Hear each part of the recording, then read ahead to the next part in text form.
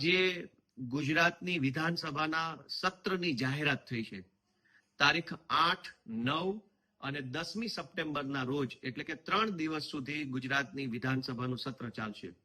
વિસાવદર, ભેસાણ અને જુનાગઢ ગ્રામ્યના મતદારોએ મને ધારાસભ્ય બનાવ્યા પછી પ્રથમ વખત હું આ સત્રમાં ઉપસ્થિત રહેવાનો છું. ત્યારે મારી પોતાની એવી લાગણી છે કે આખા ગુજરાતના હજારો લોકો પોતાના મનમાં કોઈ પ્રશ્ન હોય, કોઈ સમસ્યા હોય, કોઈ માહિતી હોય તે મારા સુધી પહોંચાડે.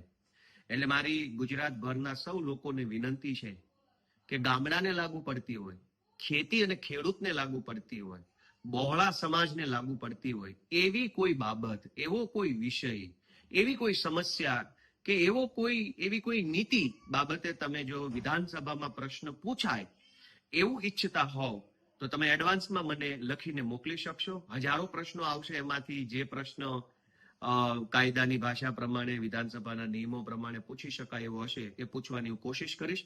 અત્યારે મને પોતાને પણ એક ખુશી છે કે વિસાવદરની જનતાએ મને લાયક બનાવ્યો છે કે હું વિધાનસભામાં પ્રશ્ન પૂછી શકું.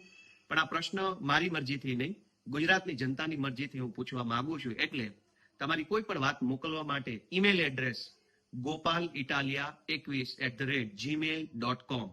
ગોપાલનો સ્પેલિંગ GOPAL, ઇટાલિયાનો spelling ITALIA 21@gmail.com. Gopal Italia 21@gmail.com પર તમે કોઈ પણ પ્રશ્ન મને મોકલી શકો છો. જે પ્રશ્ન બહોળા હિતનો પ્રશ્ન હશે એને વિધાનસભામાં પૂછવા માટેની કોશિશ કરીશ. આપ સૌ આ કાર્યમાં જોડાવ એ મારી લાગણી છે. જય જય ગરવી ગુજરાત, જય કિસાન.